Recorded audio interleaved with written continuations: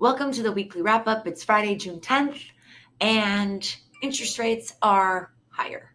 Unfortunately, we are about a quarter, 3/8 of a point higher, pretty much across the board. From last week's wrap up, we will put the interest rates below so you can tell exactly where we are at. The major reason that we are seeing the increase today and a little bit yesterday is because of inflation. Inflation numbers came out this morning. They definitely were a miss on how much they thought it was going to be. All the readings, or a chunk of the readings, came out and they were higher. Some of them almost 1% higher. The big ones were airline travel, used cars and new cars were up again. And unfortunately, oil was also a contributor. So anytime inflation rises up, you will see interest rates follow suit. Next week is a big week. We do have the Fed meeting. I would assume that this reading is going to make the Fed take a very strong stance. I think right out of the gate, we can expect 50 basis point increase to the federal funds rate. That is not necessarily mortgage rates. However, it does have a ripple effect. We will see. But what we will really be watching is what else do they say? Because if they do move interest rates and they have a calming tone, we actually could see mortgage rates get better. However, if they talk about raising the federal funds rate and then having a runoff of the balance sheet, we will see interest rates increase again. So we will list interest rates below so you can see exactly where things are ranging. Keep in mind that paying points will always make the interest rates look lower, and that is completely up to clients. The last tip I've got for you guys is this. I read an article yesterday that frankly pissed me off.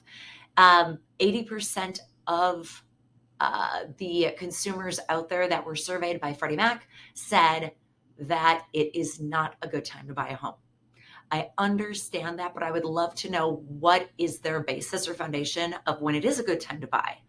Does it mean lower interest rates? Does it mean it's a buyer's market? There was no foundation. But here's what I know, guys. This is what we are going to battle every single day when we are talking to buyers, sellers, etc. And it is frustrating to me because I still think it's a decent time. In fact, this is my message to consumers at this point. If you are sitting on the sidelines because last year it was too crazy and you just didn't feel comfortable, you had to make decisions way too quickly, I really do believe that the summer, the fall, and winter and first quarter, those are going to be really good times to be buying. The reason is we're going to see appreciation levels still going up on homes, but we probably won't see them be crazy. We are also going to see less people making offers. So clients are going to have a little bit more time to think about things, maybe a little bit more time to really think about their offer and what they want to be offering.